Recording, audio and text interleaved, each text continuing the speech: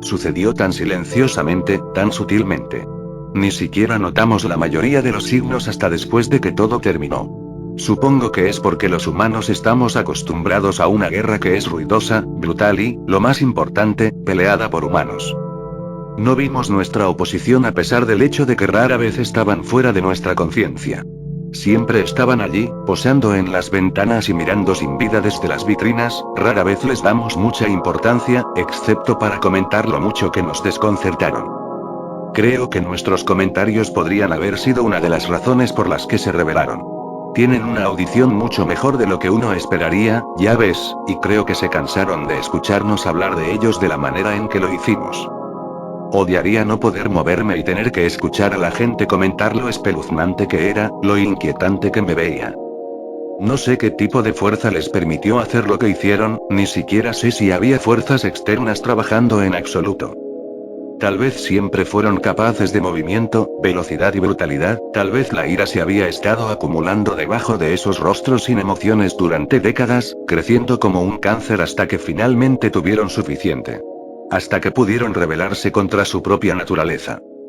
Todo comenzó de manera tan inocua. Cambiaban de posición cuando no estábamos mirando, moviendo sus extremidades de plástico pálido tan ligeramente, girando la cabeza e incluso tirando de sus puestos. O estaban empezando a probar su nueva libertad, o se estaban comunicando entre sí, rara vez hay uno solo. No sé la explicación real, pero habían comenzado a moverse y estábamos completamente ciegos a sus agitaciones. Después de unas semanas, si uno fuera al centro comercial o a cualquier tienda de renombre, obtendría la sensación inconfundible de ser observado. Todavía puedo recordar cómo los pelos en la parte posterior de mi cuello se levantaban cada vez que iba a mi Goodwill local, pero nunca pude entender lo que me estaba mirando. Al menos, no hasta después de que la revuelta hubiera comenzado.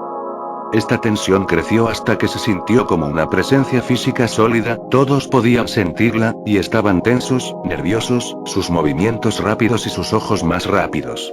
Era como la gente actuaba después de un gran desastre. Recuerdo haber escuchado los primeros informes de personas atacadas en tiendas de todo el país. Personas golpeadas, arañadas, incluso mordidas.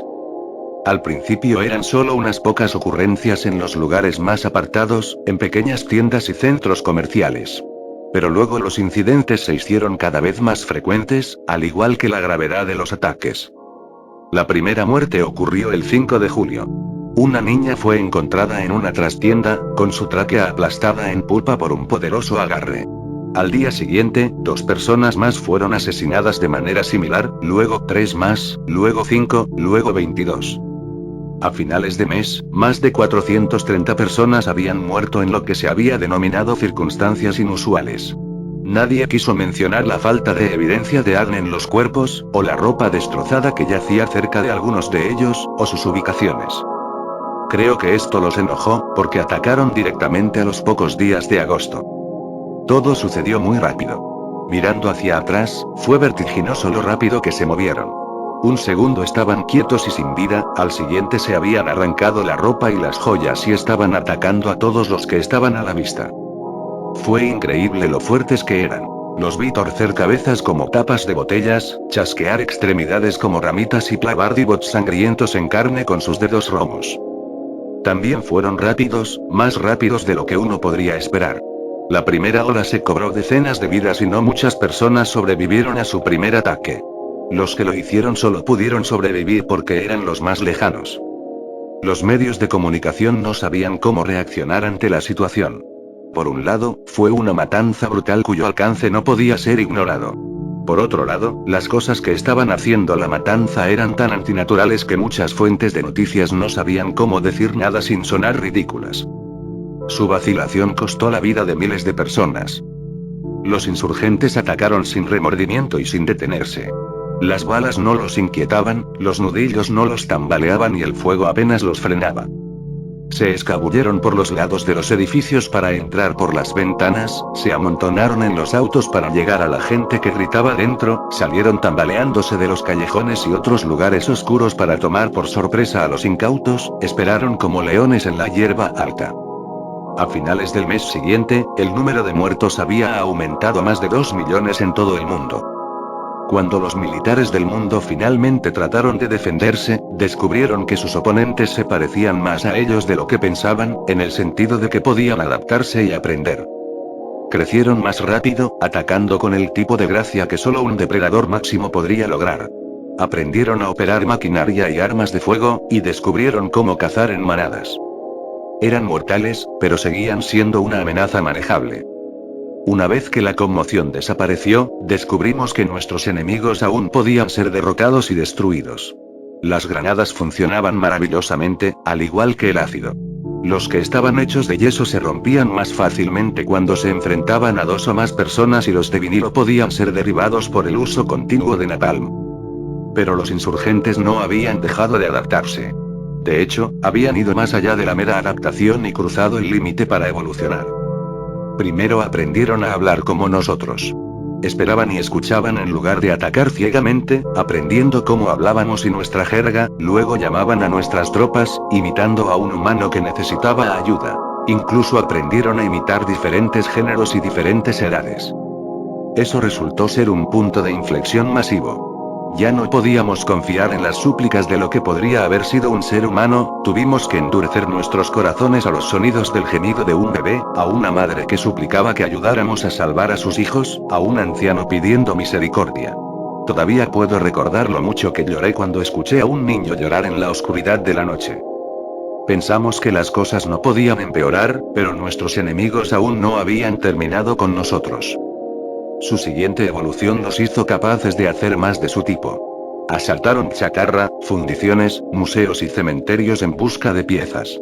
No mucho después nos encontramos con nuevos seres grotescos hechos de hueso, metal y plástico, con tacones de resorte y mandíbulas trampa para osos y ojos de neón. Estábamos arrinconados cuando llegó el invierno. Incapaz de aventurarse en las ciudades en busca de comida. Habían reclamado las ciudades como propias y el aire sobre ellas estaba vivo con aberraciones voladoras. Incluso restauraron la energía en las ciudades, aunque la mayoría de nosotros no sabíamos por qué necesitarían calor, comida o entretenimiento. Y así nuestros números disminuyeron a medida que pasaba el año. El pequeño cónclave de personas con el que viví se volvió cada vez más vacío, hasta que solo estaba yo y algunos otros. Pude ver las miradas aburridas en sus ojos y supe que sus mentes habían huido.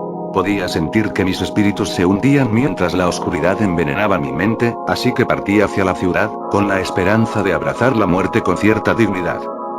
A partir de este momento estoy de vuelta en mi antiguo apartamento. Las ventanas se rompieron hace mucho tiempo durante el primer ataque y la nieve ha cubierto la mayor parte de mi sala de estar. Pero los insurgentes dejaron la mayoría de mis cosas en paz, incluida mi escopeta. Pero, antes de terminar con todo, debo hablarles de algo que vi, algo que finalmente ha puesto todo en perspectiva para mí. Esta mañana, mientras miraba por mi ventana a la calle cubierta de nieve de abajo, vi a varios de ellos pasar debajo de mí, y los cambios que habían pasado en el tiempo entre mi último encuentro con ellos me sorprendieron. Llevaban ropa. Pieles gruesas y abrigos pesados, botas, guantes y sombreros. Casi me permití creer que los humanos habían retomado la ciudad. Pero entonces uno de ellos levantó la vista y vi la piel blanca como el papel y las caras opacas y lisas. Pero incluso esas características habían cambiado. Pude ver que sus características se habían vuelto más, definidos de alguna manera sutil, sus labios se crisparon y se separaron para revelar dientes dentados, sus fosas nasales se abrieron y sus ojos realmente parpadearon. Vi a uno de ellos, una de las aberraciones, escabullirse por el camino sobre patas parecidas a insectos, su estómago abultado de tal manera que pareciera, embarazada.